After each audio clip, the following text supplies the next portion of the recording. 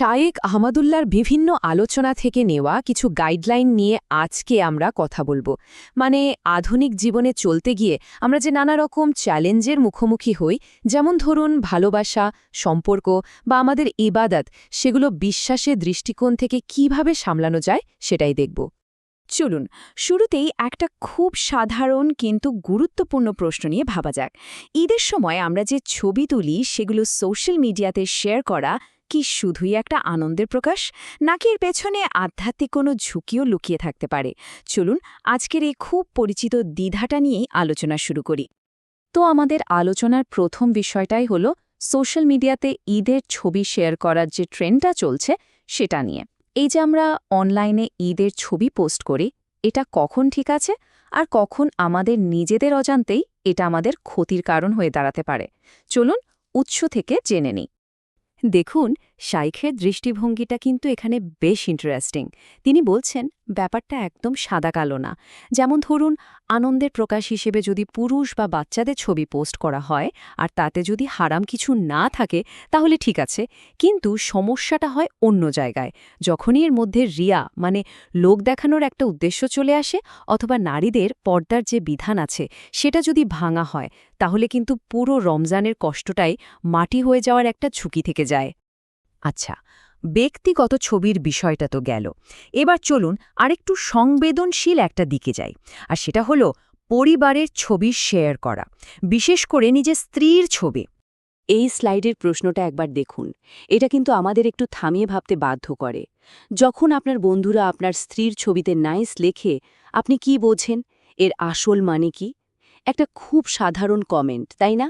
কিন্তু বক্তার মতে এর গভীরে এমন একটা অর্থ লুকিয়ে আছে যা আমাদের আত্মমর্যাদার সাথে সরাসরি জড়িত। তো নাইস কথাটার মানে কি? দেখুন, শাইখের মতে এটার সহজ বাংলা তর্জমা করলে দাঁড়ায় অনেকটা এরকম: এই মহিলার সকল সৌন্দর্য আমি পুরোপুরি দেখে মুগ্ধ আর তৃপ্ত হয়েছি। মানে তিনি বোঝাতে চাইছেন যে যখন কেউ এমন একটা কমেন্ট করে, তার মানে হলো সে ওই নারীর সৌন্দর্যকে মনে মনে পুরোপুরি উপভোগ করেছে। এটার নিছক একটা প্রশংসার মধ্যে সীমাবদ্ধ থাকছে না, তাই না? এর পেছনের অর্থটা আমাদের আসলেই ভাবায়। তো বক্তার মূল যুক্তিগুলো কি কি?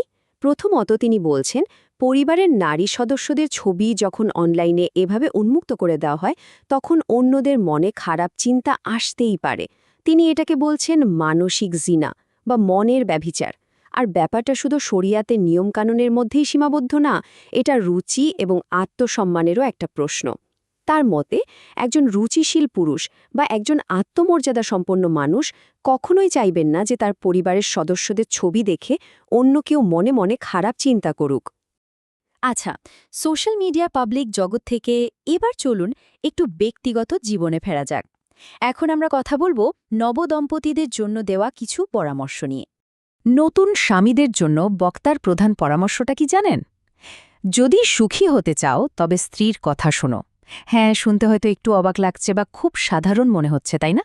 কিন্তু তার মতে বেশিরভাগ পারিবারিক অশান্তির মূল কারণই হল একজন আরেকজনের কথা মন দিয়ে না শোনা। তিনি তো মজা করে এটাও বলেন যে নতুন জামাইকে সুখী হতে হলে স্ত্রীর মুরিদ হয়ে চলতে হবে। মানে হলো তার কথাকে গুরুত্ব দিতে হবে। তো দাম্পত্য জীবনে আসল শান্তিটা আসবে কিভাবে? চলুন এবার দীর্ঘস্থায়ী সুখের চাবিকাঠি নিয়ে কথা বলি, আর সাথে এটাও দেখব যে সোশ্যাল মিডিয়াতে আমরা যে সুখী সুখী ছবি দেখি তার সাথে বাস্তবতার ফারাকটা আসলে কতটুকু। সোশ্যাল মিডিয়াতে আমরা কি দেখি? পারফেক্ট কাপল, পারফেক্ট লাইফ, হাসি খুশি ছবি, ভালোবাসার ক্যাপশন। কিন্তু বাস্তবতাটা কি? বক্তার মতে এই সুখী চেহারার আড়ালে বেশিরভাগই আসলে অভিনয়। ফেসবুকে হয়তো ভালোবাসায় মাখামাখি ছবি দিচ্ছে, কিন্তু বাস্তবে হয়তো সারাদিন ধরে তাদের মধ্যে লেগে আছে ঝগড়া বিবাদ। এই স্লাইডটা কিন্তু সেই অভিনয় আর কঠিন বাস্তবতার পার্থক্যটাই আমাদের চোখে আঙুল দিয়ে দেখিয়ে দিচ্ছে। তাহলে এই অভিনয় ছেড়ে আসল সুখটা পাওয়া যাবে কিভাবে? বক্তা এর জন্য দুটো মূল স্তম্ভের কথা বলেছেন। এক, সবর মানে ধৈর্য, আর দুই, শুকর অর্থাৎ কৃতজ্ঞতা। আচ্ছা, এই দুটো গুণ সবর আর শুকর কিভাবে কাজে লাগাতে হবে? ধরুন, সঙ্গীর কোনো কথায় বা কাজে কষ্ট পেলেন, তখন সবর করতে হবে, কারণ আল্লাহ ধৈর্যশীলদের পছন্দ করেন এবং তাদের জন্য পুরস্কার রেখেছেন। আর শুকরিয়া আদায় করতে হবে যা কিছু পেয়েছি তার জন্য। সবসময় মনে রাখতে হবে পরিস্থিতি তো এর চেয়েও খারাপ হতে পারত। মূল কথাটা হলো অন্যের দোষ না খুঁজে প্রত্যেকে যদি নিজের দায়িত্বটা ঠিকঠাক পালন করে তাহলেই কিন্তু সংসারে শান্তি ফিরে আসে। আমাদের আলোচনার একদম শেষ পর্যায়ে চলে এসেছি। এবার আমরা একটা নির্দিষ্ট ধর্মীয় দায়িত্ব নিয়ে কথা বলবো, আর সেটা হলো ফিতরা। এর গুরুত্ব আর সঠিক নিয়মগুলো কি, চলুন জেনে নেওয়া যাক।